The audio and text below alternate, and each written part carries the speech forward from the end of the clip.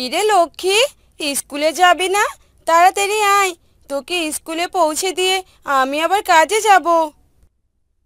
হ্যাঁ দিদি, আসছি, একটু দাঁড়াও। চলো এইবার যাই। আচ্ছা দিদি, আমি কি এখনো ছোট আছি নাকি যে তুমি আমাকে প্রতিদিন স্কুলে দিয়ে আসো? খুব বড় হয়ে গেছিস না? তুই সারা জীবন আমার কাছে ছোটই থাকবি, বুঝলি? তুমি মানুষের বাড়িতে কাজ করো, আমার জন্য এত কষ্ট করো, আমার ভালো লাগে না সেটা। তোকে আমি অনেক পড়াশোনা করাবো। তোকে নিয়ে যে আমার অনেক স্বপ্ন রে। বাবা মা মারা যাওয়ার সময় তোর দায়িত্ব আমাকে দিয়ে গেছে। সে দায়িত্ব তো আমাকে পালন করতে হবে। পার্বতী লক্ষ্মীকে স্কুলে দিয়ে তার কাজে যায়। এভাবে তাদের দু বোনের সংসার কষ্ট করে চলে। বিকেলে পার্বতী কাজ শেষ করে বাড়ি ফেরে। লক্ষ্মী, লক্ষ্মী, এদিকে আয় তো, জল দে তো একটু। হ্যাঁ দিদি, দিচ্ছি।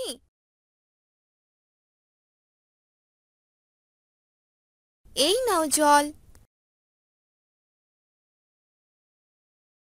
যা, তুই পড়তে বস গিয়ে, আমি রান্না করি গিয়ে। রাতে তো খেতে হবে। সারা দিন তো মানুষের বাড়িতে কাজ করে এলে, একটু বিশ্রাম নাও তুমি, আমি রান্না করি আজকে। ধুর পাগলি, আমার অভ্যাস আছে।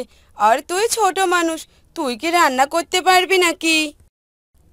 হ্যাঁ পারি আমি, তুমি রান্না করতে যখন আমি দেখেছি, দেখে দেখে শিখে নিয়েছি। তোকে আর রান্না করতে হবে না। যা, পড়তে বস গিয়ে, আমি রান্না করতে গেলাম।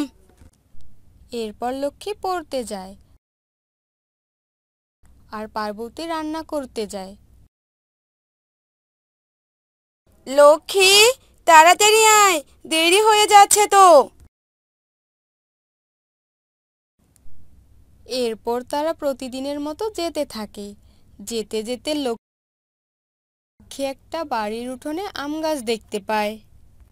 দিদি দিদি দেখো, কি সুন্দর আম, একটা পেড়ে দাও না দিদি। না বলে মানুষের গাছের জিনিস পারা যায় না। দাও না দিদি একটা পেড়ে। উফ, তোকে নিয়ে আর পারি না। দাঁড়া, পেরে দিচ্ছি। পার্বতী যেই না আম পাড়তে যাবে, তখনই সেই বাড়ি থেকে এক মহিলা বেরিয়ে আসে। কে? কে রে আমার গাছের আম পাড়ে? আমি গো, আমার বোন আম খেতে জেদ করেছে, তাই একটা আম পেড়ে দিচ্ছিলাম। ওকে বললাম না বলে মানুষের জিনিস পাড়া ঠিক না। ও এমনভাবে জেদ করলো। চোর কোথাকার, আম চুরি করতে এসেছিস, এখন আবার নাটক করছিস? আপনি ভুল বুঝছেন, আমি কোনো চোর নই। সব বুঝি আমি, ভালো চাস এখনই এখান থেকে চলে যা। এরপর পার্বতী আর লক্ষ্মী সেখান থেকে মন খারাপ করে চলে যায়। ভুল হয়ে গেছে দিদি, আর এমন কখনো করব না। আমার জন্য ওই মহিলাটা তোমার সাথে খারাপ ব্যবহার করলো। কোনো ব্যাপার না রে, চল এখন, অনেক দেরি হয়ে গেছে। এরপর লক্ষ্মী তার স্কুলে যায়, পার্বতী তার কাজে যায়। পার্বতী যে বাড়িতে কাজ করত, সে বাড়ির মালকিন পার্বতী আসতেই তাকে ডাকে। পার্বতী, এদিকে আয়, তোর সাথে কথা আছে। কি হয়েছে মালকিন? তোকে আর আসতে হবে না। কেন মালকিন, কি হয়েছে? আসবো না কেন? তোর কাজ আমার আর ভালো লাগে না, আমি নতুন কাজের লোক দেখেছি। এমন করবেন না মালকিন, আমি তো সব কাজ অনেক সুন্দর করে করি, আপনি যেভাবে চান। যা বলার বলে দিয়েছি আমি। দয়া করুন মালকিন, আমার বোনের খরচ চালাবো কি করে? আপনি যদি আমাকে কাজ থেকে বের করে দেন। কাজের কি অভাব নাকি? কত বাড়ি আছে, যে কোনো জায়গায় কাজ পেয়ে যাবি। এত তাড়াতাড়ি কে কাজ দিবে মালকিন? এমন কাজ করবেন না মালকিন, দয়া করুন, দয়া করুন। আমার যা বলার আমি বলে দিয়েছি, এখন তুই এখান থেকে চলে যা। এরপর পার্বতী বাড়ি চলে যায়।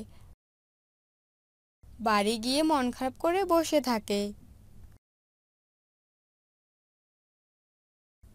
কি হয়েছে দিদি, মন খারাপ করে বসে আছো কেন?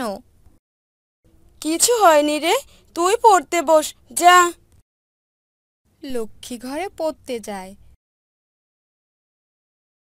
পার্বতী বাড়ি থেকে বের হয়ে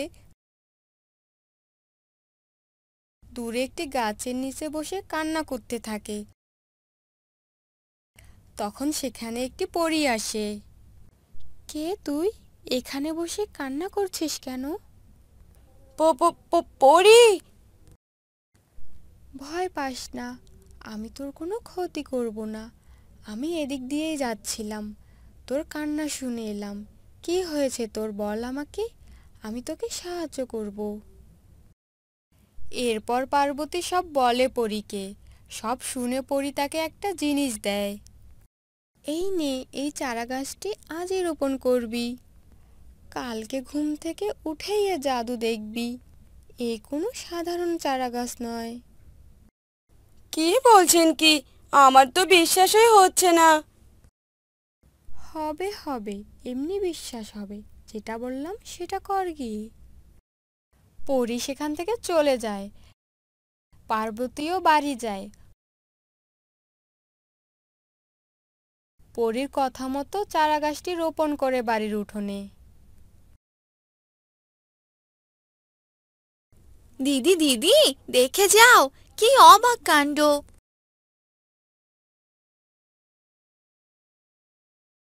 ও মা, এত বড় গাছ! আর এক গাছেই কিনা 7 রকমের ফল! আমি তো আমার চোখেই বিশ্বাস করতে পারছি না। পরী তো ঠিকই বলেছিল। দিদি দিদি, আমাকে ওই আমটা পেড়ে দাও না। দিচ্ছি দাঁড়া। আমাদের আর কোনো অভাব থাকবে না রে বোন। এই ফলগুলো বাজারে বিক্রি করে আমরা আমাদের সংসার চালাবো। হ্যাঁ দিদি, ঠিক বলেছ। আমাদের আর অভাব থাকবে না, কষ্ট থাকবে না, তোমাকেও আর মানুষের বাড়িতে কাজ করতে হবে না। এরপর লক্ষ্মী আর পার্বতী সুখে শান্তিতে দিন কাটাতে লাগে।